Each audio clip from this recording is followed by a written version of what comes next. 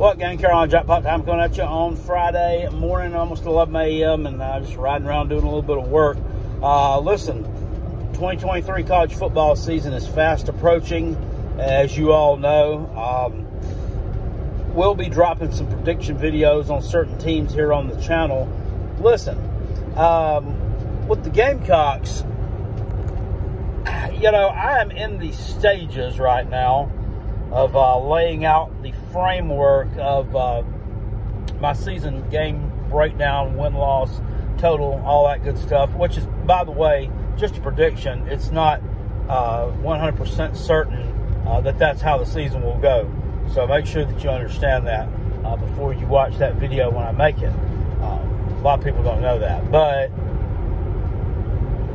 as a Gamecock fan, talking to the other Gamecock fans out there, would you be disappointed if the Gamecocks put up slightly better numbers offensively this year, but maybe didn't have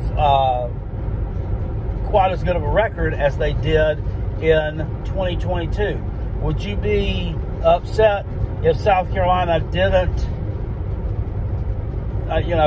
exceed the Vegas win total for the third year in a row? That this year being 6.5. Would that piss you off? Would you consider the season a disappointment? Would you relegate it to toilet bowl status if that were to happen? Yeah. What about if the losses were close losses and there were no blowouts involved? And how would you feel about it then? Just something to think about.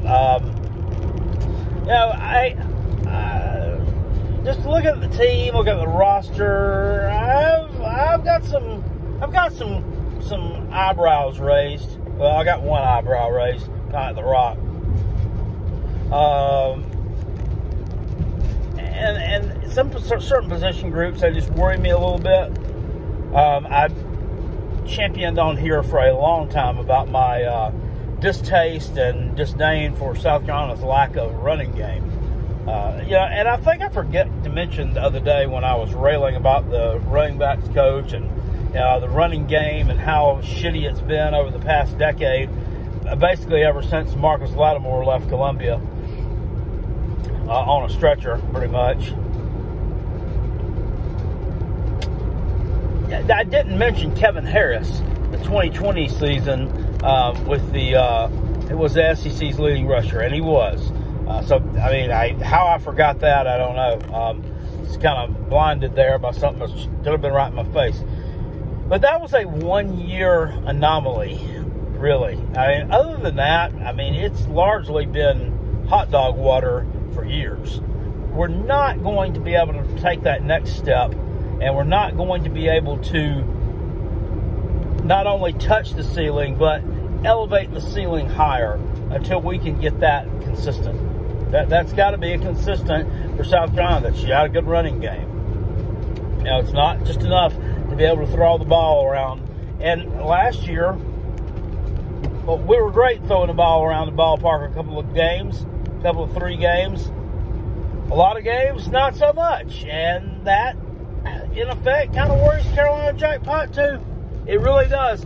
What version of Spencer Rattler are we going to see this year? Really, are we going to see the one who, threw, interception after interception machine for the first half of the season and then, turned it on at the end? Is that the guy we're going to see? Or are we going to see the guy that turned it on at the end of the season? And quite a leader, too, to be quite honest with you. I kind of, had I kind of call it an unprofessional moment the other night on our podcast live recording, and I apologized for it. And then people told me I didn't need to apologize, but I still felt like I needed to apologize. It's okay for people to doubt this guy. It's okay for me to doubt this guy. But he showed some incredible leadership skills, in my humble opinion, in the game at Clemson. If you'll remember, he threw a pick 6 in the first quarter of that game. Could have rolled over and quit. Didn't. He threw an interception terribly thrown ball from like the 2-yard line, I think in the second quarter of that game. Yeah, after Clemson had basically gifted South Carolina a touchdown. Didn't let him sway them, and came back and won the game in a venue where the home team hadn't lost since 2016. What were you doing in 2016? Do you remember? I bet you were a little bit lighter than you are right now. I bet you had a few less gray hairs. I bet you can see a little bit better. Anyway, that's a long time. And South Carolina snapped that string. And he was the catalyst of that. So let's not discount that side of Spencer Rattler either. Other than the pinpoint accuracy that he sometimes displays. And throwing decisions, the good ones that he sometimes displays. Let's not forget that. The running back situation scares Carolina Jackpot. The offensive line situation scares me as well. But you know what? We have got some talent there. They brought in some talent that was pretty highly regarded in the 2022 cycle. Now, these guys should be getting to be ready to play. I'm sorry. They should be ready to play. Don't give me the, well, they ain't spending enough time in the weight room. Well, they're not strong enough. That's what people told me. They said that's the reason why freshmen usually don't start on the offensive line, Jackpot. It's because, it's because of the physical side of things. They're not strong enough yet. Oh, shit. It's not all about strength, okay? It's not all about how much you can bench press or squat. Okay, a lot of it is. A lot of it is. Strength's a lot of it. That's a huge component. But the footwork, the agility, speed, decision-making, all that plays into it as well. So I don't necessarily think that the older you get, the faster you get. The older you get, the better your footwork gets. No, I don't know about all that, man. I don't know about all that. You have to play some of these guys. They're better than what you got in there, than the incumbents. Give them the boot. I think South Carolina's going to be a little better on the offensive line than what people are probably going to give them credit for. Yes, they lost their longest tenured player and probably their best player. Probably have lost him for the season in the spring game. People say it's a meaningless spring game and you got an injury. Is it really meaningless when you fill half your stadium up for it? They're not meaningless. They're really not. Defensively, I think South Carolina's secondary is going to be okay. A lot of people are scared about that. Oh, well, you lost Cam Smith to the NFL. You lost Darius Rush to the NFL. Devontae Reed is gone. He's playing in the Canadian League somewhere. I don't know where he's at. South Carolina returns their leading tackler. Got some other young kids like Peyton Williams, who picked up some experience last year, and Marcellus Dial, DQ Smith. These guys are not garbage cans. Clayton White's specialty is the secondary. He's a secondary guy. Torian Gray is a good secondary coach. South Carolina will be all right in the defensive backfield. Defensive line and linebackers kind of got me a little bit worried. I'm not going to lie. At linebacker, you got Mo Kaba there. Guy played he played basically 2 seasons. Was injured all last year except for a game and a half. Is he going to be rusty? I mean, what's that going to look like?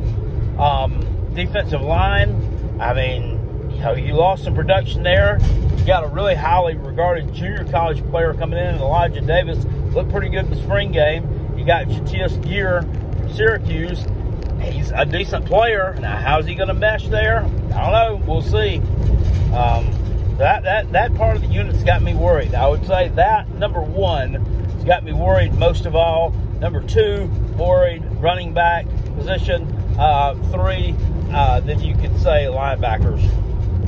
So, there's some question marks on this team. One thing there's not question mark yet is kicker, which is, been a strong suit. And wide receiver, along with Juice Wells, you're bringing back a Miriam Brown. You bring him back, God dang, Xavier Leggett. Hopefully his hands are a little bit better this year, and he can catch the catchable balls. That cost us a couple of times last year. Cost us some yardage in some situations. He couldn't come up with some catches. And then you got the young man transferred in from Memphis, Mr. Eddie Lewis, I believe is his name. Yeah, how's that going to look? I don't know. You lose Josh Vann. Is Eddie Lewis as good as Josh Vann was? I don't know. Don't really know how that one's going to turn out. So we'll just have to see. You know, a lot of this is wait and see mode, and it seems like that's the mantra of Gamecock football a lot in a lot of years. It's just wait and see mode. I mean, you can never really look down a schedule. We haven't been able to do that since 2013. To be able to look at a schedule and say, okay, we're going to beat them, we're going to beat them, we're going to beat them, we're going to beat them. That might be kind of tough. We're going to blow them out. We're going to blow them out. We're going to beat them. That might be kind of tough. We haven't been able to do that in years. And I think truly the mark of being, maybe not an elite, but being a pretty dang good program is to be able to do that. To look at a schedule and be able to pick your wins and losses with pretty consistent accuracy. And most of them be wins. Most of them be wins. Let's just say that. You can also have the other side of the spectrum. You know, like a Vanderbilt side. You know, and throw up, well, we're losing that, we're losing that, we're losing that. No, we're not at that point yet. But we're not at the point of being able to look at a crappy Florida at home and say, we're going to beat them. Or being able to look at a wet fart Mizzou team on the road and say, you know, we're going to win that game. Or look at a rebuilding Kentucky squad and say, yeah, we'll beat them at home, easy. Just can't do it. You can't do it. It's a crapshoot. And the crap needs to stop. It really does. But anyway, I'm done rambling on. I got to go get a little bit of work done. But I hope you all enjoyed this video. Special shout out there for a friend of mine, Scratching Kentucky, who lives in Kentucky. He sent me some Kentucky lottery tickets, $50 worth. I'm going to scratch those over the weekend. I'm going to the beach for a day and a half. Woohoo! That's the vacation I get, right? For right now, anyway. Go to the beach for a day and a half. He also sent me something down to send back to him. And you know, I haven't scratched a ticket on this channel in a hot minute. And to be honest with you, I miss doing it. Yeah, the reason why I don't do scratch ticket videos anymore and don't really indulge myself in that is, number one, I got kind of burnt out on it. Number two, had somebody that really ticked me off when I was doing those group books, and I just decided no more. And if you haven't heard that story, it's a story of butt hurt and a story of rage, not necessarily by me, and either in that order, but that's basically what happened. But yeah, the scratch tickets will come back for at least one day, so we can see what the Bluegrass State has to offer. Anyway, I've rambled on long enough. Make sure that you follow me over on Twitter at Hall_Kale. Check out the Robin Kale Show on Facebook page, the website. Make sure you watch the recordings of the live show. And also you can follow me over on TikTok. You don't stop. Girl, you make me feel so good at Carolina Jackpot. I'll see you all later. Appreciate it. Peace. And I'm out of here. Go Gamecocks and go Coach Beamer. Woo!